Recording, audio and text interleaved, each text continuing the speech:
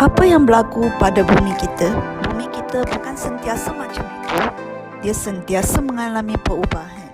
Dan terdapat dua jenis perubahan ataupun proses yang berlaku pada bumi kita, iaitu proses exogen dan proses endogen. Selamat datang ke channel Core Science. Jangan lupa tekan subscribe untuk saya dan like, komen dan share. Video hari ini kita nak membincangkan apa itu proses exogen dan apa itu proses endogen. Proses yang berlaku pada bumi kita ada dua jenis, iaitu proses exogen yang berlaku di permukaan bumi dan satu ialah proses endogen yang berlaku dari bahagian dalam bumi, iaitu exo maksudnya luar, dari luar, dekat luar. Exo maksudnya berlaku di luar. Kalau endo maksudnya proses itu berlaku daripada dalam. Proses yang berlaku di luar kerat bumi panggil proses exogen. Salah satu contohnya ialah lulu hawa.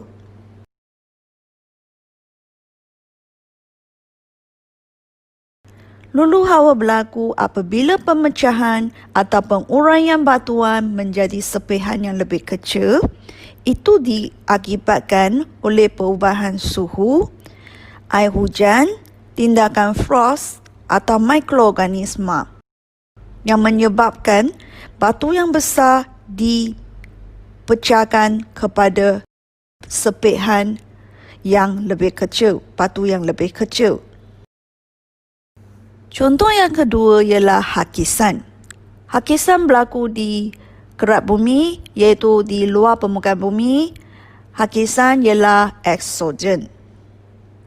Hakisan berlaku apabila penhausan atau pengkikisan permukaan bumi berlaku. Itu disebabkan oleh ejen yang bergerak seperti air, angin dan ombak.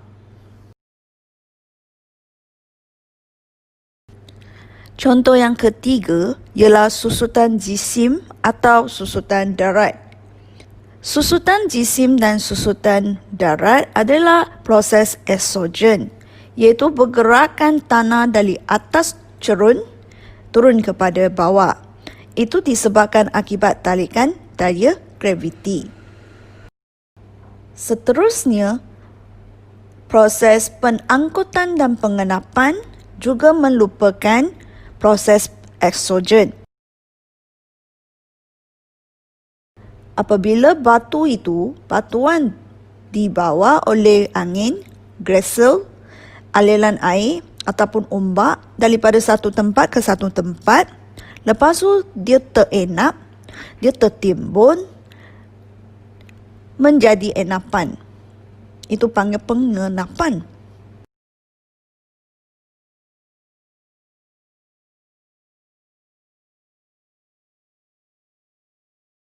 Satu proses lagi yang dialami oleh bumi ialah proses endogen. Proses endogen dia berlaku di dalam kerat bumi. Endo bermaksudnya dalam. Endogen.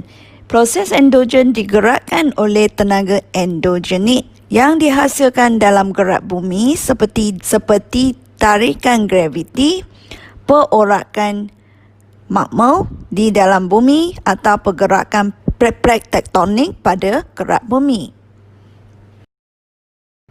Perorakan mantle adalah sejenis proses endogen sebab dia berlaku di dalam kerat bumi, iaitu suhu yang lebih panas, batuan yang lebih panas ditolak ke atas dan batuan yang sejuk turun ke bawah. Maka dia terbentuk satu arus perorakan. Perorakan mantle ini berupaya menggerakkan kerat bumi. Dan aktiviti magma adalah sejenis proses endogen juga. Gunung berapi merupakan rohong dari dalam kerak bumi di mana magma cair dan panas akan keluar melalui letupan atau letusan yang kuat. Pergerakan gerak bumi ialah proses endogen. Gerak bumi kita dibahagi kepada plate-plate tektonik. Dan plate-plate ini sentiasa bergerak sebab ada pertembungan atau percambahan.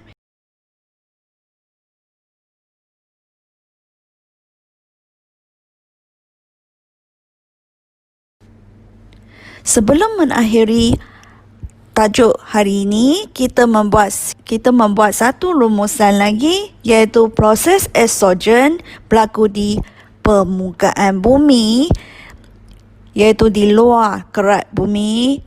Contohnya lulu hawa, hakisan, pengangkutan dan pengenapan, susutan jisim dan susutan darat. Proses endogen adalah proses yang berlaku di dalam ataupun dari dalam kerak bumi. Contohnya proses olakan mantle, proses pergerakan kerak bumi dan proses aktiviti mama. Ingat, exo maksudnya luar, endo maksudnya dalam. Sebelum mengakhiri video hari ini, jika anda belum tekan subscribe, sila bagi sokongan pada saya dengan menekan butang subscribe. Dan jika anda sudah, sila kongsikan video ini kepada rakan-rakan anda. Terima kasih menonton dan jumpa lagi di channel Cosine.